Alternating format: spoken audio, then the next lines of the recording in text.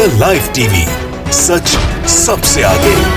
नमस्कार, आप देख रहे हैं द लाइव टीवी। आपके साथ मैं हूं भुवन शर्मा।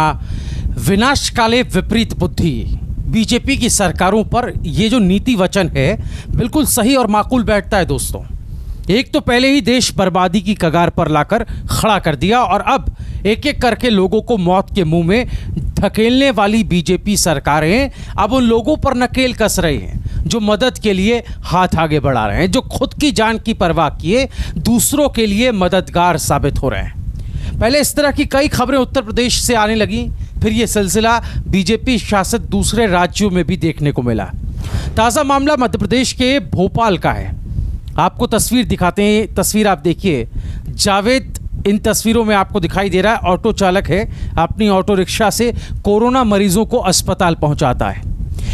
यहाँ तक कि इमरजेंसी में काम आने के लिए उसने ऑक्सीजन का सिलेंडर भी ऑटो के अंदर फिट करा लिया और ये सब वो मुफ्त में कर रहा है। इन सब के लिए जावेद को शाबाशी और मेडल तक मिलना चाहिए था, लेकिन मिला क्या? शिवराज सरकार की पुलिस ने धारा 144 के उल्लंघन के आरोप में जावेद पर एक्शन ले लिया, कार्रवाई कर दी।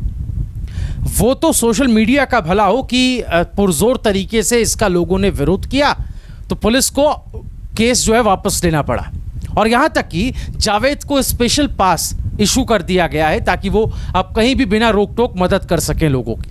आगे बढ़ने से पहले दोस्तों आपको ये बता दूं कि जावेद ने इस काम को शुरू करने के लिए पत्नी के गहने तक बेच दिए थे। जब सरकारें, अस्पताल, एम्बुलेंस, पूरा सिस्टम ठप पड़ गया हो, जब लोग कालाबाजारी और घूसखोरी पर उतर आए हों, ऐसे वक्त में जावेद की ऑटो एम्बुलेंस ही गरीबों का सहारा है। बहरहाल अब कुछ और ऐसे ही केस आपको बताते हैं जहां किसी के लिए मददगार बनना इस सरकार की नज़रों में गुनहगार हो जाना है। मसलन ये तस्वीर देखिए, उत्तर प्रदेश के जौनपुर की ये तस्वीर है दोस्तों, जहां अस्पतालों में मरीज ऑक्सीजन न मिलने से दम तोड़ रहे हैं, परेशान हैं। वहां पर टूटती सांसों को ऑक्सीजन देने के लिए ये शख्स पहुंचता है। नाम है विक्की अग्रहरी। बस यही गुनाह है शख्स का और इसी गुनाह पर इसका केस दर्ज हो जाता है। अस्पताल के फर्श पर लेटे मरीजों को तड़पते देख विक्की का मदद के लिए हाथ बढ़ाना उसी पर भारी पड़ गया है। योगी की पुलिस ने उस पर एक नहीं, दो नहीं, बल्कि तीन धाराओं में केस दर्ज कर दिया। धारा 188, धारा 144 और महामारी अधिनियम। मतलब क्या आदित्यनाथ सरकार पगला चुकी है, पागल हो चुकी है? विक्की अग्रहरी ने पत्नी का गहना बेचकर लोगों को ऑक्सीजन देने का पुण्य काम किया, एक मानव सेवा का काम किया। सूबे के हालात बेहतर करने के लिए योगी जी से खुद तो कुछ हो नहीं रहा, उल्टा विक्की पर FIR जरूर लिख दिए। योगी जी आंखें खोलिए, देखिए दर्द से करा रहा आम आदमी उत्तर प्रदेश में सड़क पर आने को आमादा है। लखनऊ की इस बेटी को सुना आपने? इसके चैलेंज को एक्सेप्ट कर पाएंगे आप? इसको गिरफ्तार कर पाएंगे? जरा सुनिए इसे। 4,70,000 रुपए जमा कर चुकी हूँ और इन लोग को पता भी नहीं है कि मेरे पापा का कौन सा टेस्ट हुआ है, कौन सा नहीं हुआ है। यहाँ पे आज सुबह से 2 बार ऑक्सीजन पूरा खत्म हो चुका है। ऊपर लोग हैं जिनका ऑक्सीजन सिंगल डिजिट में, मेरे पापा का ऑक्सीजन 6 पे था। यहाँ पे वो हैंड वाले पंप यूज कर रहे हैं, एक दिन का 40,000 लेकर।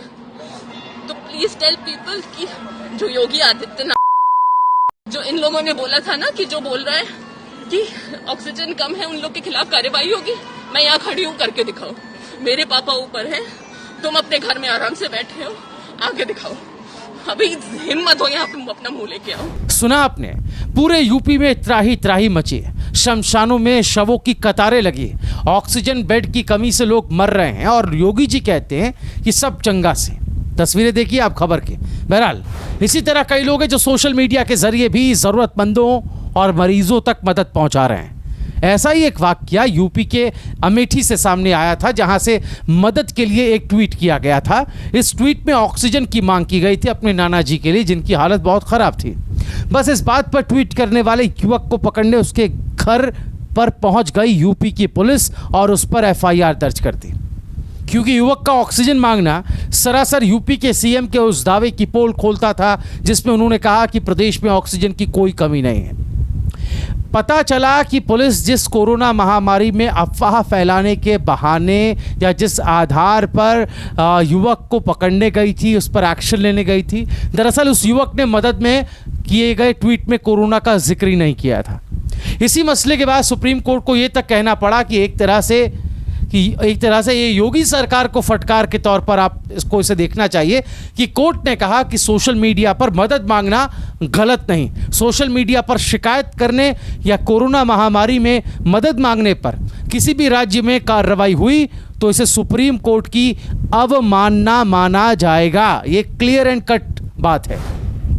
आदित्यनाथ को पार्लियामेंट में खड़े होकर रोते आप सबने देखा है। रोते रोते क्या कह रहे थे कि मुझे मेरी जान का खतरा है, ये लोग मुझे मार देंगे। और आज इनको किसी की जान की कोई परवाह नहीं। लोग मर रहे हैं, लाशों के ढेर देखकर भी ये झूठ बोलते जा रहे हैं। बहरहाल अपनी सरकार में बीजेपी सांसद जब खुद ऑक्सीजन की मदद के लिए सोशल मीडिया पर गुहार लगाएं, मदद मांगे तो क्या ही कहना। ये देखिए बीजेपी के सांसद हैं हंसराज हंस, मोदी जी को फ़ोन करने के बजाय ट्वीट कर रहे हैं, सोशल मीडिया पर ट्वीट कर रहे हैं ऑक्सीजन की सख्त ज़रूरत है। ख़ास और अहम बात यह है कि उन्हें मदद पहुंचाने वाले श्रीनिवास बीवी यूथ कांग्रेस के अध्यक्ष जो इस काम में दिन रात लगे हुए हैं, एक बीजेपी सांसद, बड़ी हस्ती, मशहूर गीतकार तक सरकारें मदद नहीं पहुंचा पा रही, उनकी नहीं सुन पा रही, तो आपकी हमारी सुनने वाला कौन है? हमारी और आपकी क्या बिसात है? बीजेपी तो छोड़िए, अब तो विदेशी दूतावास तक मोदी सरकार की बजाय कांग्रेस से मदद की गुहार लगा रहे हैं। यूथ कांग्रेस के अध्यक्ष श्रीनिवास बीवी ही वो शख्स हैं जिन्हें टैग करके न्यूजीलैंड एम्बेसी ने ऑक्सीजन की मदद मांगी थी और इसे बखूबी पूरा भी किया श्रीनिवास ने। दरअसल रविवार सुबह न्यूजीलैंड दूतावास की तरफ से एक ट्वीट किया गया था। इस एम्बेसी की तरफ से किए गए ट्वीट में लिखा कि क्या आप न्यूजीलैंड दूतावास में ऑक्सीजन सिलेंडर की तत्काल मदद पहुंचा सकते हैं? धन्यवाद। इसी ट्वीट पर विवाद हो गया है दोस्तों। सोशल मीडिया पर वायरल यह सवाल उठा कि सरकार क्या कर रही है जो विदेशी दूतावासों को भी विपक्षी नेताओं से मदद मांगनी पड़ रही है। विवाद होते ही न्यूजीलैंड एम्बेसी ने ट्वीट डिलीट कर दिया। अब दबाव किसका है आप ये साफ महसूस कर सकते हैं। एक नया ट्वीट किया इसकी बजाय, उसमें लिखा दूतावास ने, हम ऑक्सीजन सिलेंडर्स की तत्काल व्यवस्था के लिए सभी सोर्सेस तक पहुंचने की कोशिश कर रहे हैं।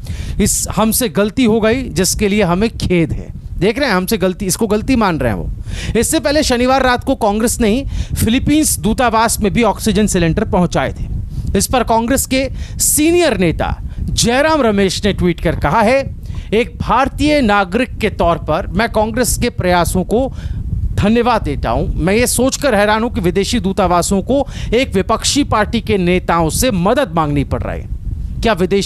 क्या विदेश मंत्रालय सो रहा है? उन्होंने ये सीधा सवाल किया है। हालांकि अब मिनिस्ट्री ऑफ एक्सटर्नल अफेयर्स की तरफ से लगातार कई दलीलें, कई तर्क बचाव में दिए जा रहे हैं। इसको पॉलिटिक्स करार दिया जा रहा है।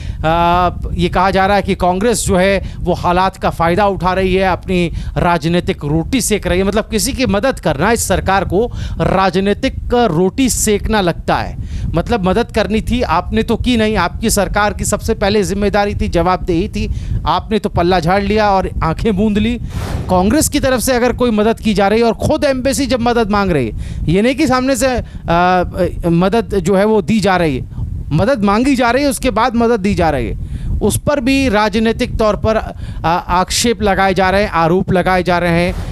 आप खुद ही अंदाज़ा लगा सकते हैं कि क्या स्थिति इस सरकार में हो गई। चाहे आम आदमी मदद के लिए आगे बढ़े, अपने बीवी के गहने बेच करके मदद के लिए आगे बढ़े, या फिर कोई पॉलिटिकल पार्टी का यूथ विंग का प्रेसिडेंट मदद के लिए आगे बढ़े, अपना सब कुछ दांव पर लगा कर आगे बढ़े, तो उसमें भी इनको राजनीति नज़र आती है। दोस्तों आपकी राय क्या, हमें कॉमेंट में ज़रूर बताएं। द लाइव टीवी, सच सबसे आगे।